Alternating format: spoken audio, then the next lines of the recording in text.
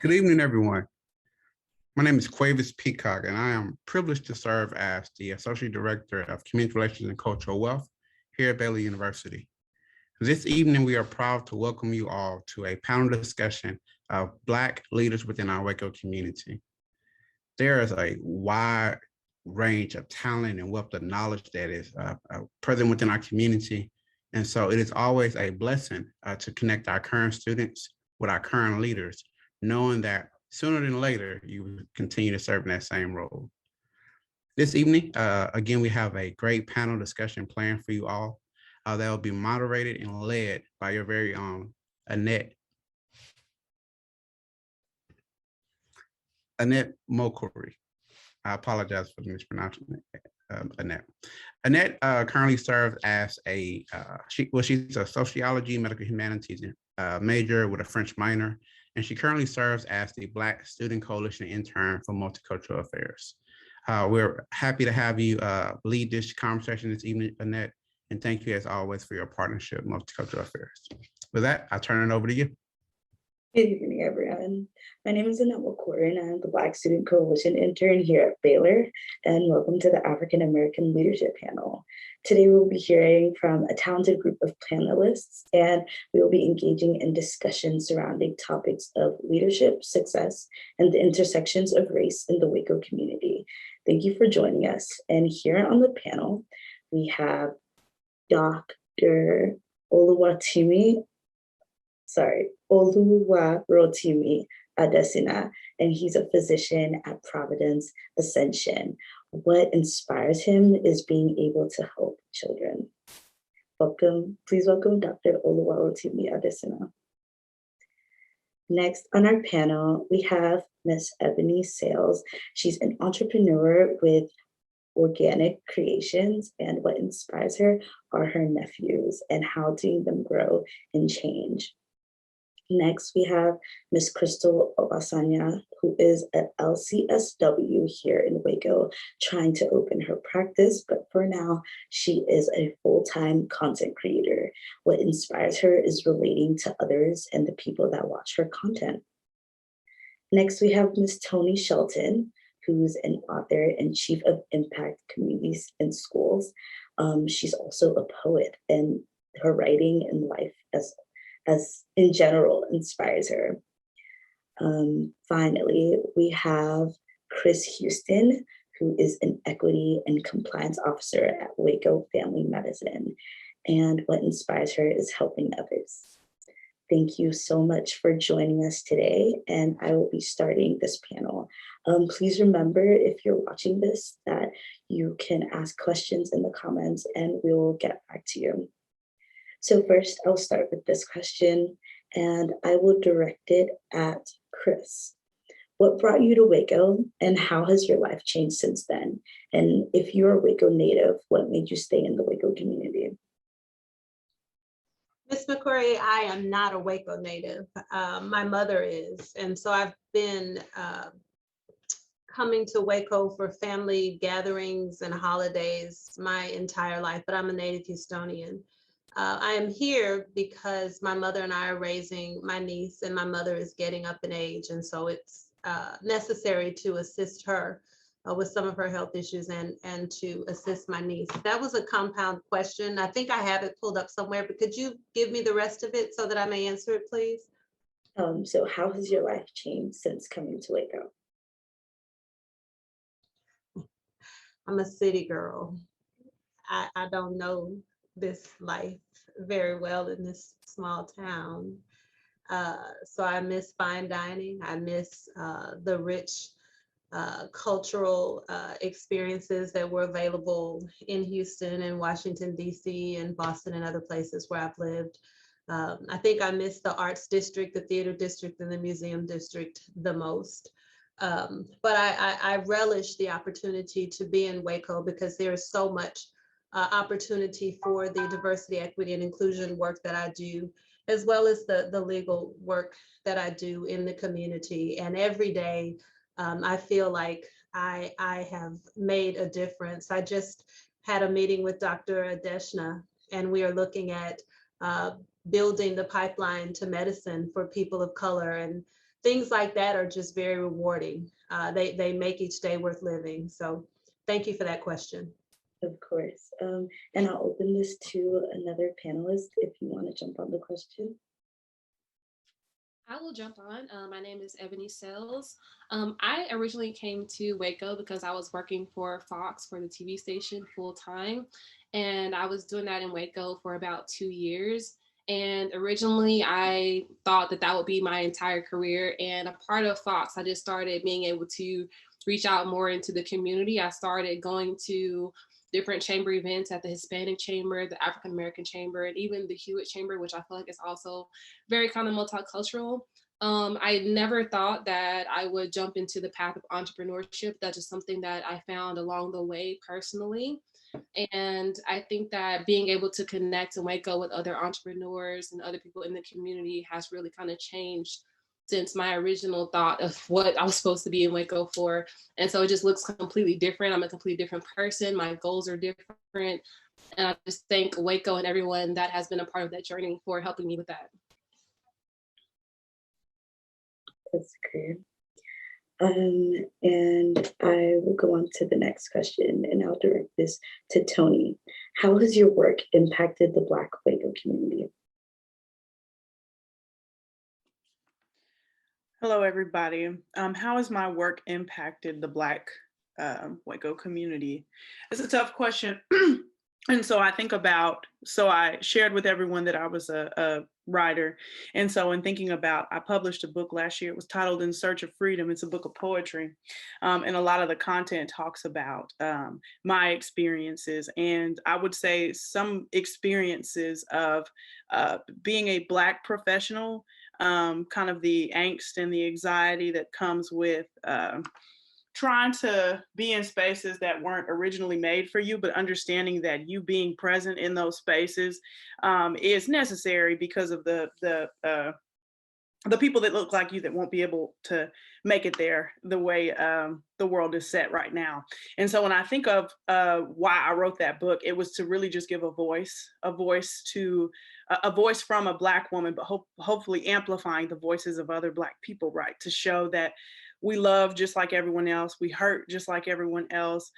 We get nervous just like everyone else. And we excel, most importantly. And then when it comes to the work that I do professionally with communities and schools, the word impact is in my official title.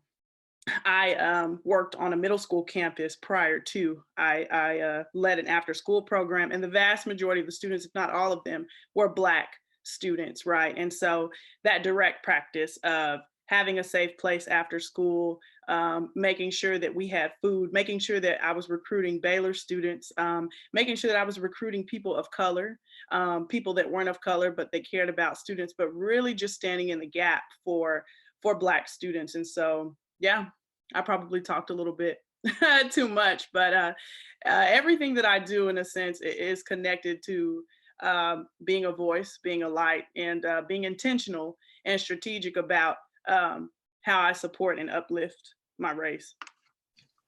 Yeah, that was great. Can I also have Crystal jump on the question and how your content creation, I follow you on Instagram, how you do that, and how not just in the Waco community, but also like in the other communities you reach out to, how has that influenced your Black community here and everywhere? Yeah, so being a content creator is kind of like, I feel a field or an area where, you know, you're creating this content, but you really don't know who's watching, right? They're just numbers and you don't have a face for these numbers until you meet them in person. And of course, when I do visit Baylor's campus, I'm always taken aback when people are like, oh my gosh, you're Crystal on TV. And I'm like, oh my gosh, I am. Like, I forget that I make content because I just make it out of like a place of like fun and just wanting to inspire others. And I don't realize that these numbers have faces and they're literally on Baylor's campus and they're in Waco. And I think that my content, because I've been doing content creation since I was in college, a lot of my content can speak into the lives of college students. Even though I'm no longer a college student, it speaks into the lives of college students. It speaks into the lives of those who are, struggling in relationships, because I was single then and now I'm married. So it's just so beautiful to see like this trail, kind of like this trail road of my history, but that's still being able to impact people at different stages, even though I'm not still there. So I think it's just beautiful. I think it's definitely something that I love to do. And I love meeting people who watch and my stuff, and that it's no longer a number to me. It's like, oh my gosh, this is a real person. And like, it makes me so happy because I'm like, oh my gosh, they're a real human. It's not a robot, right? So yeah, I would just say my work and I feel like my videos have been able to impact, especially, the Waco population, because there are students who are looking for someone who has gone through, schooling at Baylor, or just kind of a Black woman who's, on her stuff, doing things, crushing goals, and just looking for someone who can inspire them and motivate them as well. So I love getting to do that. The next question is, what makes the field you work in unique and why do you enjoy it? And everyone can answer that question, but can we start with Dr. Adesina? Hi everyone, Dr. Adeshna here. Glad to be here. I guess what makes my job unique. So I'm a pediatric and adolescent sports medicine physician. So I'm the only one in Waco who does what I do. Actually, I'm the only one in the county who does what I do. So my practice focuses on non-operative pediatric orthopedics. So I do a lot of fractures. I also specialize in pediatric and adolescent concussions. Then I do a lot of other like non-operative orthopedics. Currently, I also serve as the assistant program director for the sports medicine fellowship at Waco Family Medicine. I'm also the director for sports medicine at Providence. I guess what makes my job unique and the reason why I enjoy it is because it's the perfect blend of pediatrics, orthopedics, and emergency medicine. So every day, it's a wide variety of things that I will see. And they can be something as simple, well, simple for me is like a simple broken bone, or a much more complex like hip pain that needs a much more thorough workup. But I love what I do. My uncle's an orthopedic surgeon. He's the reason why I decided to become a physician. And my wife is also a physician here in town at Waco Family Medicine. So I guess what makes it unique is that like very, niche sort of specialty within pediatrics and adolescents, which usually you find in big cities. So it's nice to be able to bring that to Waco. So.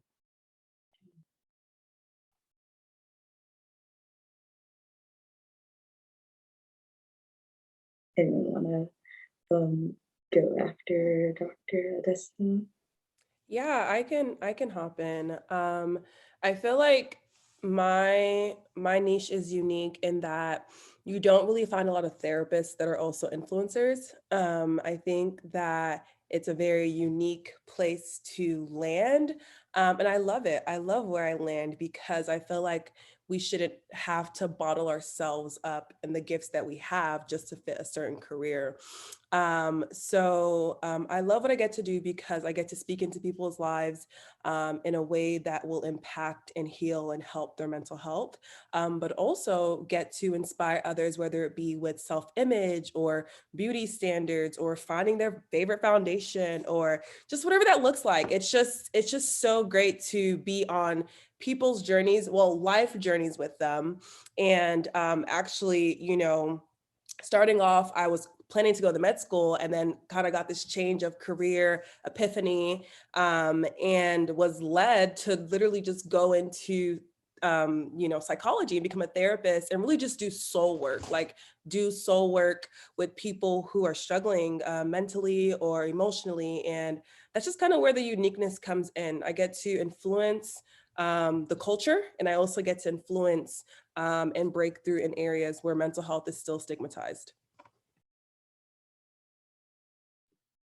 And I'll hop in next. I think what makes Organic Creations, which is my business, so unique is that I never realized going in that it was going to have an impact on people the way that it does. Originally, it was just something that I like to do, something that I felt like worked better for my skin. And then I started meeting people at different events that I'm doing and them telling me how their skin is changing. And I had this one lady that had been buying my products for a very long time. And I never understood why she would just buy so much at once. And then one day she just told me that it helped her cure one of her scars from cancer. And I was like, oh my God, like that day I was like, well, this is not just something that I'm doing for me. This is something that I'm doing for other people. And you never realize the impact that you're having on other people, even if you don't hear it. Like it had been a year that she had been using my products before I ever found that out. So whenever you keep going, you're doing this not just for yourself, but for other people. And that's just something that I feel like is very unique about my business. It's ever changing. It's constantly impacting other people.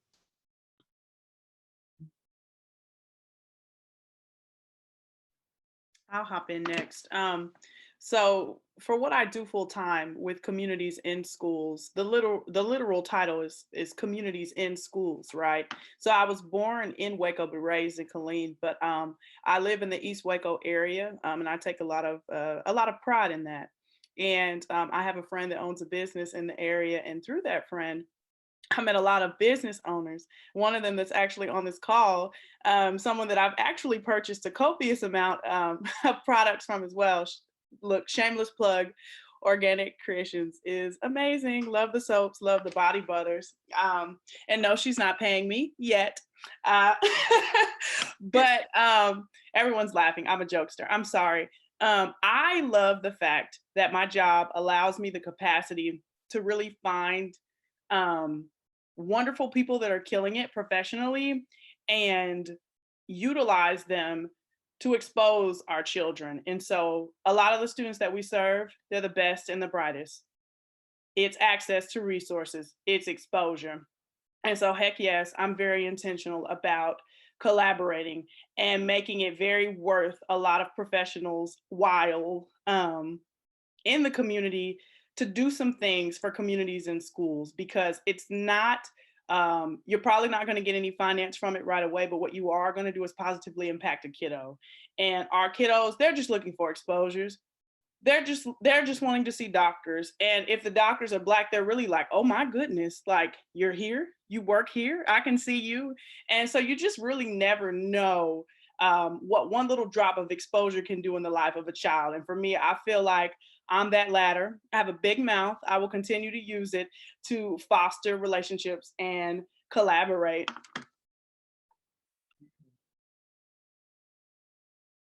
And finally, Chris.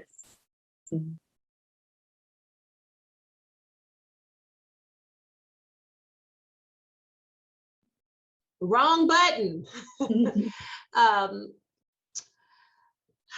I think in Waco, the work that I do as a diversity, equity, and inclusion officer is somewhat unique. I don't think there's anything unique about the regulatory compliance work that I do, because every organization has rules that they have to follow. And so the compliance portion of my job is just making sure that we follow the rules of our grant agencies, of the federal, state, and all the agencies that impact the way that we render healthcare. But I think I was hired to build the equity program here at Waco Family Medicine. And I think that is what is unique about it. Dr. Adeshna's wife has joined me, and part of her work is health equity work, and we work very closely together.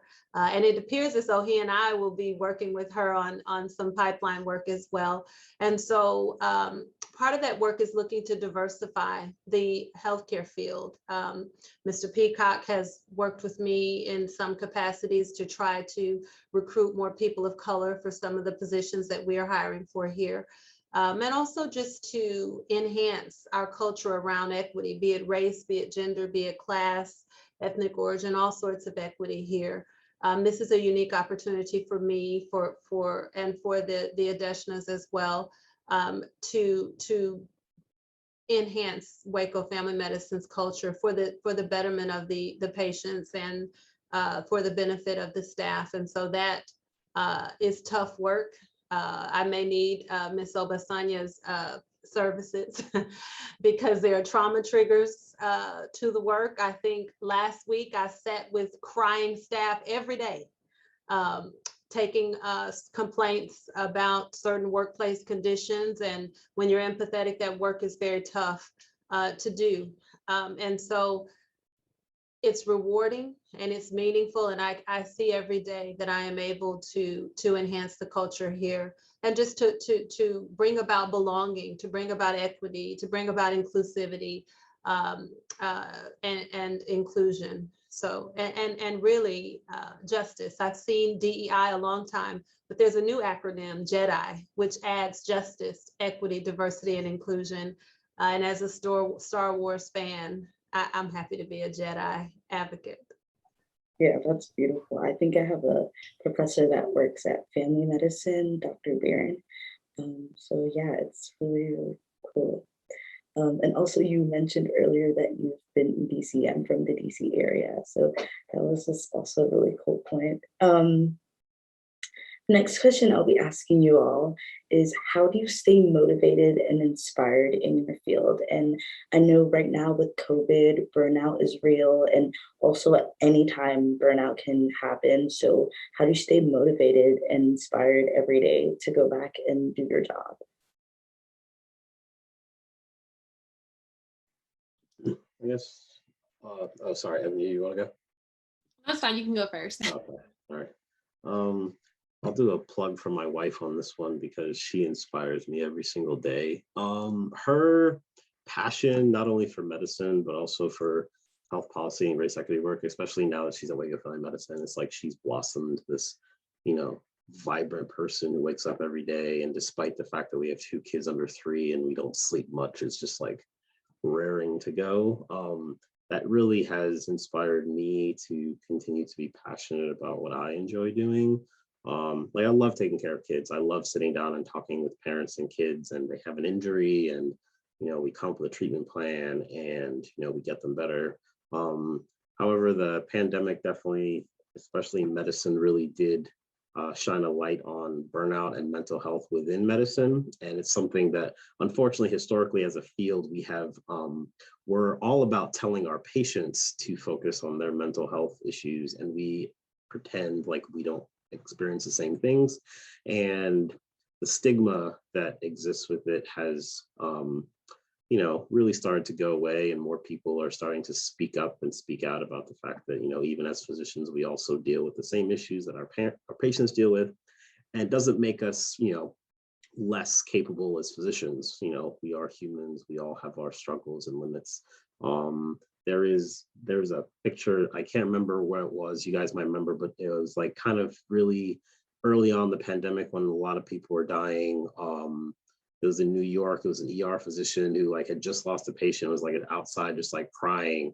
And I remember I looked at that picture, I just felt like, wow, this is somebody who really is just, at their wit's end, unable to deal with all this loss. And it's kind of a long-winded answer, but I definitely would say that, the way my wife approaches life has inspired me to take a different look in terms of taking care of myself and ensuring that my mental health is in a good place, so that I can be at my best to help my patients and my community as a whole. So.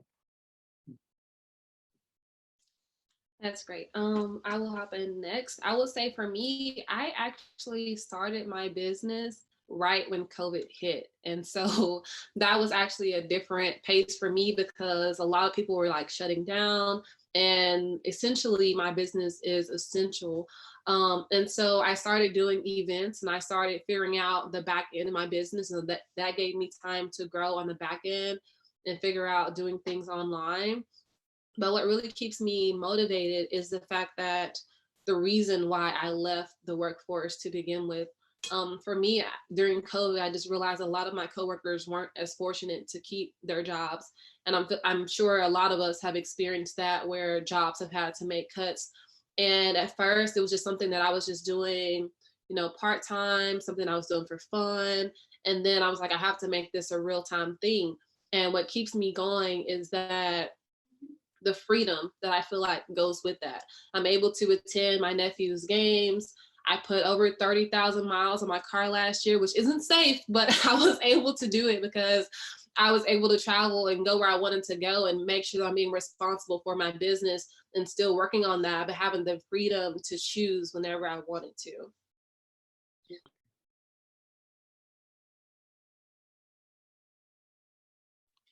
I'll go. And so in working with kids and those of us on, so first I want to say to everyone that had the revelation that this is not what I want to do for the rest of my life, and COVID reiterated that, and you went a different direction, bravo.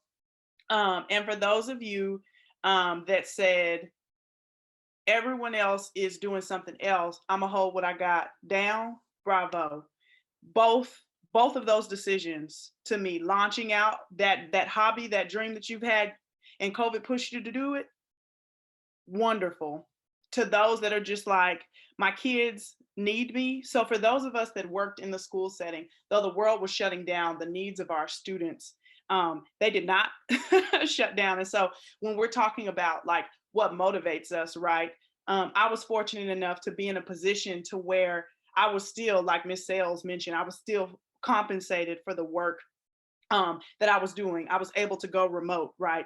And I worked with the mom. My mom's a dental hygienist, so she can't clean teeth remotely, right? And so there was a certain point where she was out of a check. And so what keeps me going is to be grateful that I had the opportunity, right, to still make an impact and to still earn income at a time where people were losing it. And then on the other side, the needs of our students is what kept me going, because academically they fell behind and emotionally they fell behind. And so that's what keeps me going. And special shout out, like I said, to people that decided to pursue their dreams, to make their dreams a reality. And special shout out to those of y'all that are still punching that clock, that still have a full-time 9 to 5, and you're seeing your patients, because at the end of the day, this world, it's still turning, unfortunately. So that's what keeps me going. That's my fire in the hole, is the kids. I believe the question is what inspires us. I think I lost the exact question.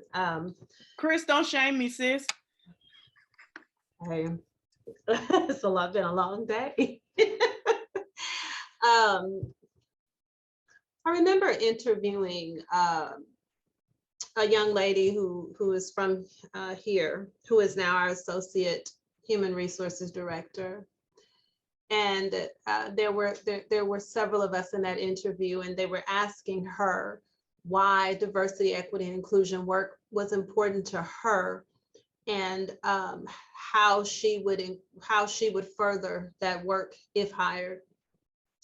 And she got tearful, and she said, "I'm from Waco and a small town in Alabama, and my parents and my grandparents wouldn't have even had the opportunity to do this type of work. And until recently, there was no opportunity for me to do it in Waco." And she said, my grandparents would be so proud of me. And if I were hired, they would be counting on me to do the work and to do it well and with passion. And as she was speaking, I think both of us got teary-eyed. Because my family members are from East Waco. They left the cotton fields to come to East Waco as if it's not poor enough, and wasn't, I don't know, 80 years ago or 70 years ago when they came. But my mom reminds me every day, the patients need you over there, and Waco needs you over there. And I don't really see it that way. I feel like I'm doing the job that I was hired to do. But I guess what Ashley was speaking of, and what my mother reminds me of, is that you have to have a greater calling. You have to have a sense of purpose. I know Dr. Adeshna can relate, and I think some of the others, Miss Obasanya helps peel people off the floor when life has really gotten them down in her line of work. But at times when it is just tough to manage the schedule, to manage the grind, you have to feel like there's a purpose that transcends you, that is bigger than you. There is a reason, a raison d'etre that is much larger than you are. And I think it is the legacy of slavery that is still with us today. As a descendant of slaves, and the opportunity to do something about that horrible legacy and to hold the door open for people who look like me, who were traditionally excluded from access to opportunities to get adequate health care, to get adequate employment here. I have taken on some recruiting tasks to get out in the community. Dr. Adeshna and his wife are part of this, to do health literacy education as part of our community outreach programs, to help people to understand how to maintain their health if they still have it, or how to improve their health, is so very important to have people see someone who looks like me, who looks like Dr. Adeshna and his wife, Dr. Jones Adeshna, saying, let us be the bridge. There's a lot of mistrust in communities of color when it comes to the medical community, and for good reason, not just Tuskegee, but because of how we experience accessing medical care from day to day. We don't need to look beyond ourselves and our relatives. And so the ability to be a bridge, to help people in the community connect with physicians in my organization so that they can have better access to healthcare and better experiences when they access healthcare. All of these things motivate me from day to day. When I have a week like last week where I'm sitting there grabbing Kleenex for people who are distraught about experiences that they've had in the workplace, it somehow makes the purpose, the higher calling, makes it all worth it.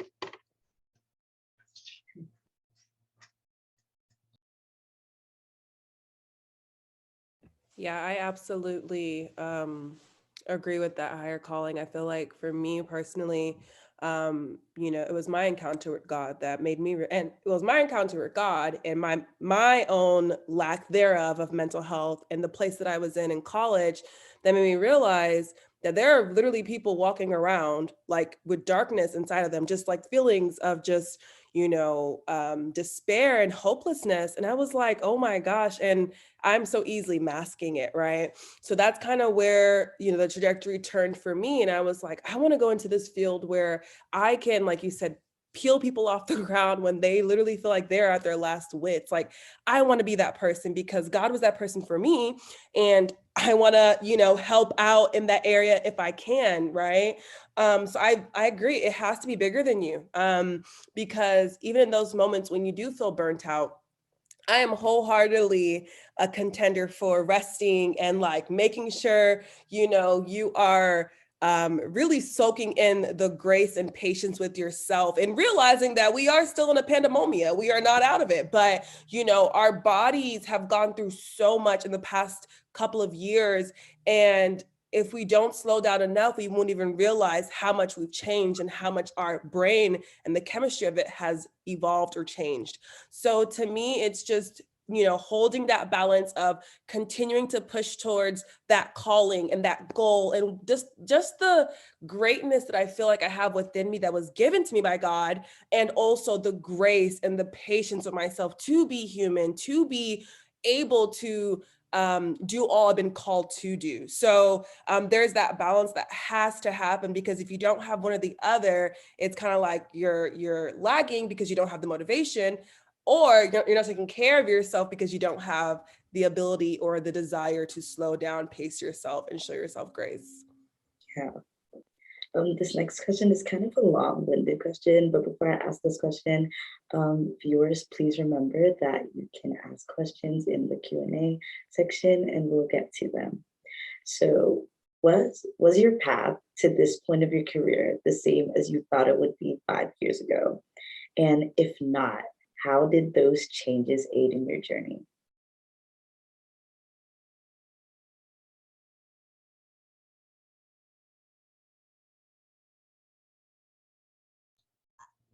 Yeah, I had to read that one about 4 or 5 times to get the gist of it. So what I'm gonna do is what we lawyers do. I'm gonna answer what I think you asked me. And if I'm not answering what you want me to answer, you're gonna have to rephrase it, because I'm gonna give it a try. But what I understand you to be asking is, 5 years ago did I think I would be working in the field I'm working in now? And if the answer is no, what changes took place to get me to where I am currently? Is that what you're asking me? Yes. No, is the answer. I have been a law professor for a long time, and I started out as a legal research and writing professor and a program director. I currently teach business law part-time. I used to do that full-time.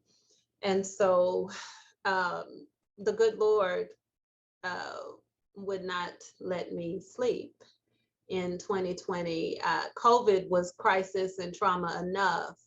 And then we had time to sit still and notice the George Floyds, the Breonna Taylors, the Ahmaud Arbery's. And I went through a period, Miss Obasanya spoke about God leading her to her vocation. He led me to teaching, and then he said, enough of that, or you can do it, but not all the time, because he would not let me sleep. And I, long ago, realized the news is going to give me hypertension and chronic depression and chronic anxiety. So I read the news and I monitor how much of it I take in. I'm not a daily news TV watcher, but God said, you're going to focus on what's going on in the world today. And not only are you going to focus, you're going to start studying some of the great civil rights lawyers and icons, because there's something for you to learn. And I had no idea that he was preparing me to get back into social justice work. But I was talking to him, I was like, Waco, God, now you know I'm a city girl, what is this? And he said, well, you know, you told me you didn't want to do international human rights work after I sent you off to that nice law school I got you in and all that. And you said the work at the grassroots level was too much for you because you couldn't get to Whole Foods and to the yoga studio and the gym.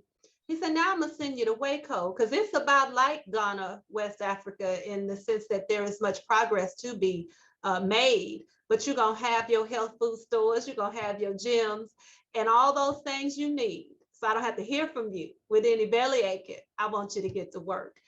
And he opened doors for me to have this position that was created for me. It did not exist before I got here. And so I think some of the things that happened that started to let me see that full-time law teaching was not going to be my landing place, my final destination, prepared me to be open and to be in prayer about what God had next. And in that place of surrender, God was able to get my attention through some horrific events, some serious pain and suffering that our people individually and collectively have endured, so that he could guide me here and tell me, you know, you're more than equipped. It's a new position, you have a learning curve, but I've been equipping you for this your whole life. And you got to get going now. It's that greater calling.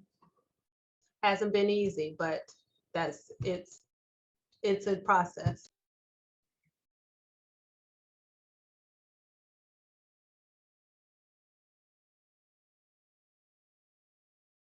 Are the rest of you trying to understand that complex question like I was? Is that what's going on here? I would say for me, definitely 5 years ago, like I said, I was probably about to finish college. I actually changed my major my senior year of college. And I switched from pre-med biology, chemistry minor to psychology with a communication studies minor, which was like insane, because every counselor was like, what are you doing with your life? You know, you've come this far for what? But like I said, it was truly a calling from God. And literally God closed every door for med school. Like my grades were plummeting. I was studying so hard. It just didn't make sense anymore. It wasn't, you know, when it's not logical anymore, you're like, okay, this is above me. It's above me now. And it was, okay.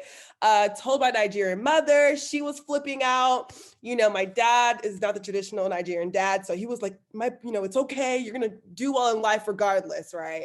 But, I just had to do it despite the feeling of letting my parents down, especially being a first generation American citizen. My parents did come here as immigrants. So I want to make them proud. I want to make sure that I do what they dreamt of me to do and become.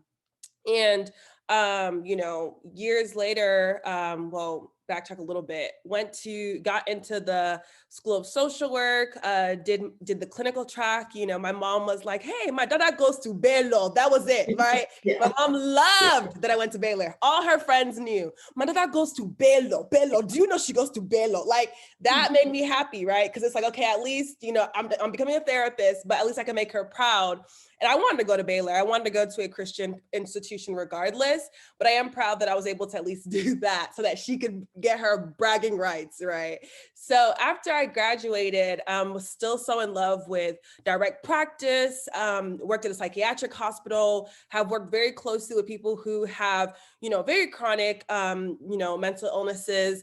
And I've also worked with kiddos and children and in schools. And I just have this like huge heart for like just people, and it's beautiful to see how my change in career not only impacted me, but people around me. Years ago, my parents and family didn't even really understand mental health or believe in it. And now my mom's like, chill, rest, relax, take care of your mental health. I'm like, okay, mom, like you don't realize like, even though if something changes in the path that you want to take, it doesn't mean that, your whole life is going to crumble or that, your future is not, set in whatever it needs to be. I truly believe that any change that's going to happen is for you and it's probably going to better your life. But I'm super grateful that I, switched majors very abruptly my senior year, which was still hard, a very hard decision to make. I won't downplay that. But I am grateful that I did it because it led me to a place where I can literally have the freedom of having my own practice now. I have my, my clinical license. I just basically can do me. And I love that. I love freedom, y'all. So I am so glad that, I made it to this point where I can work for myself. I can hire people to work for me. And I can still do influencing if I want to and be there, for my spouse, my husband, I can also be present. So I just kind of got, I guess, the best of both worlds. So don't be scared of changes or, things that you didn't think your life would look like in the now.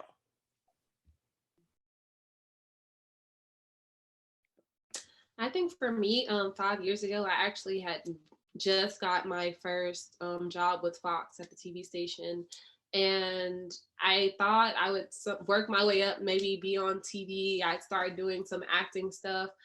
And fast forwarding now, I think that my life has more meaning, even though it's completely different from where I started. I think then I was just following the path of what people admired. My family being so proud, like, oh my gosh, she works for the TV station. And it just went from me being a first generation college student to me working at Fox. And it was like everyone else's, their dream for me and what they wanted for me. And when I decided to kind of step away from it, I really struggled for a long time. Like, how are they going to feel about it? Like, how is it going to impact them? Like, they can't brag on me about this anymore, like you mentioned. And I remember I was somewhere with my brother and he was like, my sister has her own business. And in that moment, I was just like, he's proud of me no matter what I do. And he's supportive of me in that aspect. And so I would say living a life where it was something that I wanted to do, but it wasn't just for me, it was for other people, to now me living my life for me and me doing things for them because I want to, not because I feel like they want me to. And so I would say it's completely changed in that aspect over the course of like 5 years. It's so interesting because you hear, I was like almost tearing up over here, one, because my book was called In Search of Freedom, but like I have heard the word free or freedom come out of, I believe, everybody's, everybody on this call right now. And so like thinking about how we have a history of not being free, right? And also understanding that everyone's stories on here is like the same as me. I went to Baylor. My parents were so excited. Oh, she's going to Baylor. She's going to be pre-dent. No, she's not. She didn't flunk Bio 1305. It's the entry level for you, sis. You're not going to be nobody's dentist, lawyer, no. Mm-mm. And so that surviving that initial heartbreak, right? Because it's just like, not, I'm doing this not just for me, and that's free, right? That is a privilege that I would say that a certain group of people, they've got to represent themselves individually. Whereas when we're at school, we're thinking about, okay, like my pops didn't finish school. My mom was in her bachelor's program when I was in my bachelor's program, you know, and so there's a lot riding on this, right? And so that concept of just reaching a place of freedom, but understanding that we have to show up and do the work, not just for ourselves, but because there are young students looking at us, little Black girls with box braids in the 6th grade, questioning themselves, and then they roll in and they see, oh, okay, Miss Tony has braids. But anyway, I'm digressing. Y'all know I can talk all day. So 5 years ago, I would have been in a grad program. I would have been in the Baylor social work program, and I'll never forget, because of course this path, we feel like we have to have a straight shot, and it's me, so everything I do is going to be difficult, never going to make things easy. And so someone had took me aside and they said, are you sure social work is for you? Like, are you sure you want to be a social worker? And at the time I was very offended by that, right? Because I was like, oh, I'm going to get, not only that, I'm going to get my LCSW and I'm going to have my own practice and I'll just show you, and I'll just, you know, like, not only, you know, and the reality is that the Lord wants me to use this mouth and speak and to write. And yes, thankfully, social work is a wonderful career path for those of us that have a lot of different skill sets, but also care about people and know how to use those skill sets to work with people and elevate people. But the reality is that you could have told me 5 years ago that I would have written a book or that I'd be doing macro social work. I thought no offense, I thought they was a little throwed. I was like, why would you want to do macro work? And I love macro work. I love assessing systems and putting things in place for the staff that we serve to make things easier for them, to make things easier for our kids. And so if anything, I'll say, for those of you attendees sitting in there, I know I was lost. I was definitely lost in undergrad and lost in grad school. And I will say I eat every day. I pay my bills. I can afford to put on lashes. It's going to be okay. You are going to find your way. I promise you. And I know everybody is laughing at me, but what I wanted to hear was, hey, it's going to be okay. You are going to figure it out. You are going to upset your parents. I promise. Upset them now. Go on, get that out of it. Go on, get that out of the way. Upset them now. Defy expectations now so that you can live the life that you desire for yourself. I'm done. Let me be quiet. That's great. I don't know how I can follow Tony on that one, so I guess I'll just keep it. I'll keep my little brief. Good, So brother. I definitely identify with Crystal with being a first generation Nigerian American with parents who believe that in my professional career I had 3 options: is to be a physician, a lawyer, an engineer, or any of the other 3. That's like the joke that my friends and I all had. 5 years ago, I was graduating from my pediatrics residency. I was terrified because I was about to start fellowship at Children's Hospital of Philadelphia, which was a program that I never thought I had any chance of getting into.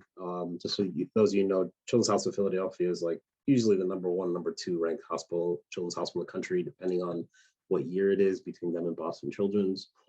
Did I think I was coming to Waco? No.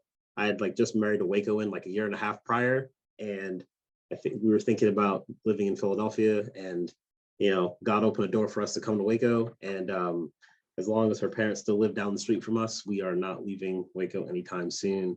But with everything that I have currently in my career right now, this early in my career, I did not think that I would be here at this time.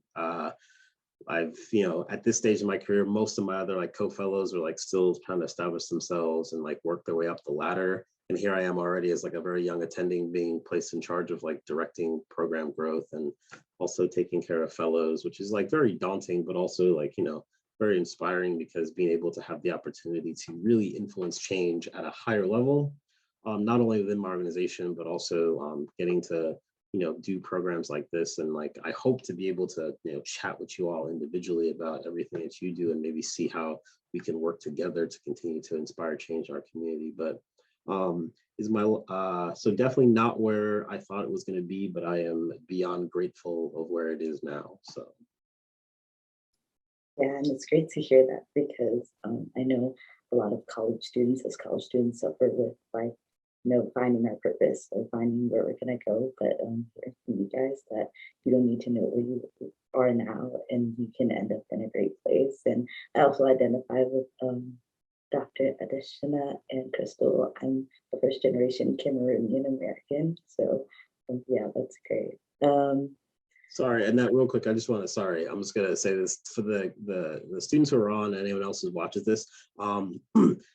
Failure is okay. People are going to, you will fail, and people will doubt you and tell you can't do things. And that is okay. That is part of the process. Never being afraid to fail is how, everyone here who's on this call has gotten to where they are. So do not be afraid to try something, fail. All you find out is that that's just not the way to do it. And then you just pick yourself up and try a different way. So. And there's just a kissing cousin to fear of failure is actually fear of success. And a lot of people experience some version of either of those. Will I still be accepted in my family or friend circles if I climb this high? We heard, oh, you acting white, you talking white, you getting too big for your britches. I attended an Ivy League law school, and there's always the need to code switch and to make sure that you are presenting yourself with humility and with modesty, if that is what you choose to do, and you don't choose to hop up on that high horse and stay there. And that's never been me. But as we allow ourselves to fail, to innovate, to explore, and to be open to new things, we must also know that we have to dare greatly.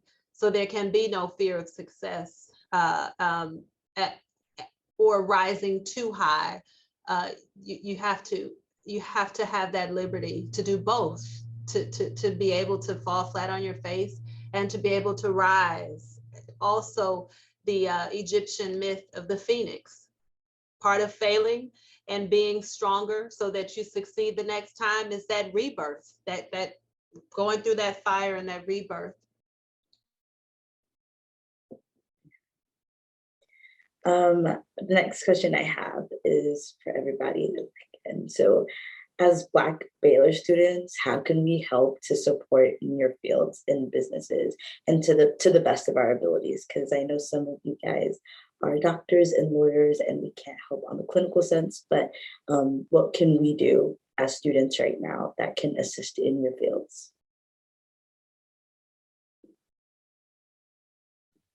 I will give an example. I would say when I was working at a TV station, probably that entire last year, I was doing a lot of meal prepping, and then I found myself eating out more just because I was so busy. And I made it a point to where whenever I would eat out, that I would either go to Our Nest Barbecue or I would go to Waffle Chick, because I was just like, I'm gonna spend money at another place, or I'm gonna do business with someone else, when I can just actually just go to these places where there are people that look like me that have food that I actually want to eat, because I'm gonna go buy it somewhere else anyway. And so I think I would just say to look out in your community, whether that's, you're partnering with someone where you're looking for a sponsor, you're trying to do business with someone, whatever the opportunity is, there's someone in the community that looks like you that you can work with, whether you're buying something or not, relationships that you can go out there and build with someone that looks like you, as opposed to not doing those things, just trying to do that more often.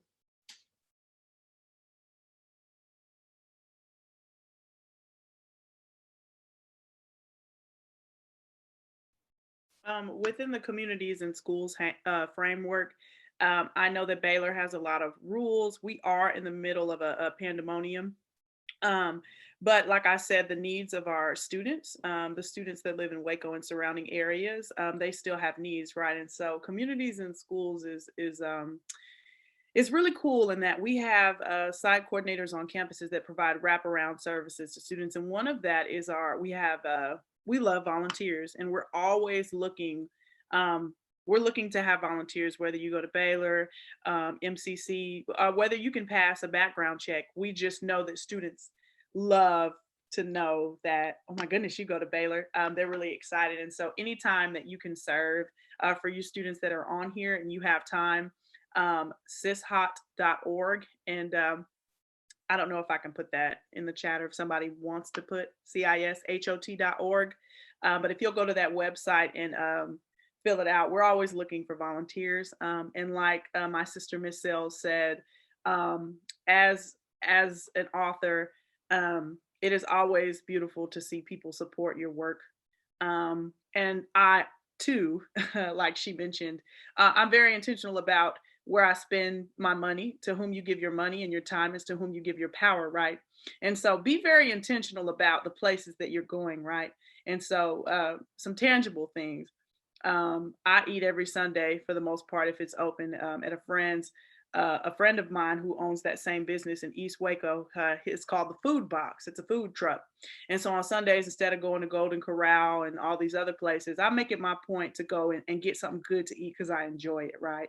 I too follow our lovely influencer that's on here, right? And so make it a point to give your time, your talent, and your money to people that are doing the work that look like you. Shop local, shop small. And those are just tangible things.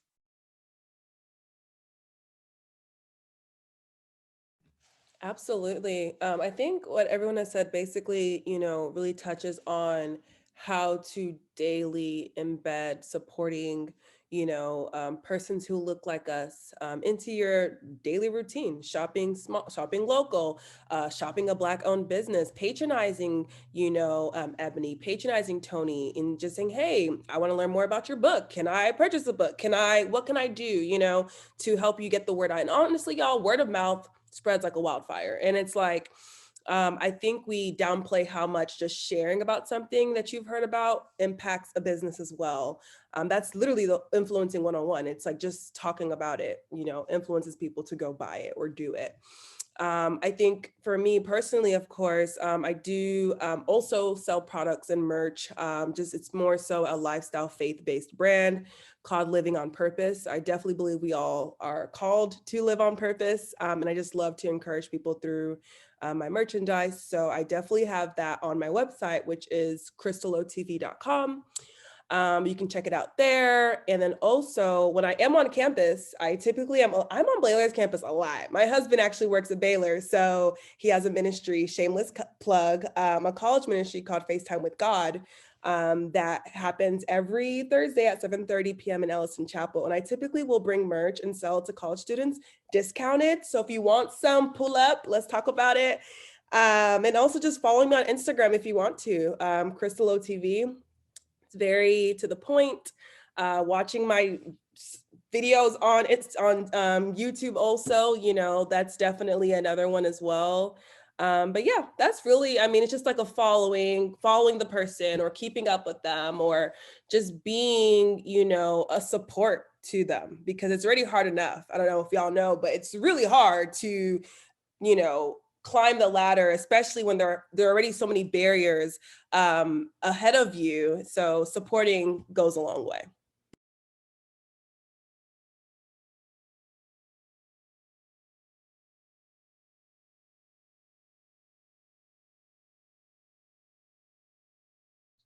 I'm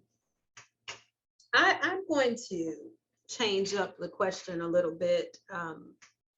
I think that each of us does our own work individually, but I think that together we probably also would say that we are working in the community for our people and for everyone else. And so one of the things that I want to leave you with, because I went to a historically Black college for undergrad, And then I went to an Ivy League school and a majority institution. And I did not receive the mentoring, the grooming, and the training that I received at my historically Black college, which is Hampton University, which taught me from the day I set foot on campus to lift as you climb. It is wonderful to move out to the suburbs and to live the good life and to join the country club and whatever else it is that you might do so that you have the trappings of success when you have succeeded as a professional. But I implore you to stay connected to your people and to lift as you climb, and to remember, whether you are third generation college like I am on one side or first generation like I am on the other side of the family. I think it is an African proverb. I cannot remember which of our people, but it says each one reach one. If you can only find one, mentor one kid, volunteer with one organization, write a check to one nonprofit, time, talent, treasure, or one, two, or three of those things, I would like to ask that you remember to do that. The rest of them will tell you how you can support us individually. And if ever there's an opportunity to assist with community outreach work, if there's ever an opportunity to tap into some of our volunteer projects that we have at Waco Family Medicine, I hope that you will do that, but on a bigger scale. Let's help each other to succeed and to withstand the stresses and the strains that life throws at us.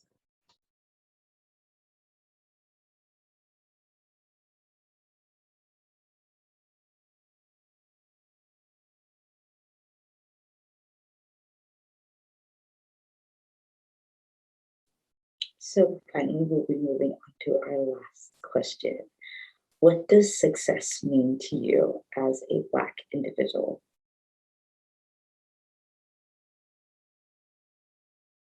I'm gonna just go ahead on and continue where I was, where I left off. No, you can't. It has to be that we leave our community better, in a better state, because we are making up for 300-400 years of slavery, of oppression, of exclusion from educational, economic, housing, all manner of opportunity and resources. And so, you know, when I look at some of my Harvard classmates who even at the law school would not speak to the other Black law students, although they checked the Black box on their application to get some sort of affirmative action preference, because Harvard knows that they did, and they gave their name to the Black Law Students Association that they wouldn't even affiliate with. I realize that some of us are doing a great job of assimilating. And while we all assimilate to some extent, we must never forget our people and where we came from, because when it hits the fan, it's going to be our people who are going to have our backs, peel us off the floor. And so for me, success means that you stay true to yourself and to your people, no matter what your bank account looks like, no matter how many MDs, JDs, LCSWs, or whatever it is that you are able to list as among your credentials. Lift as you climb, make the world a better place, and wake up every day asking yourself not only how you can better your career, line your pockets, but how you can help somebody who probably couldn't even afford your services. And you don't have to do it every day, but please keep it top of mind, because that is what success looks like. We must lift as we climb.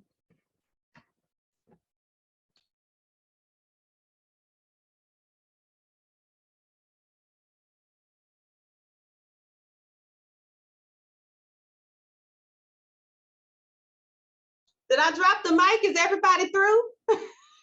Is everybody tired, or are they through? What's happening? You said it for me. I don't have anything else. You covered it for me anyway. You really did. You really did cover it.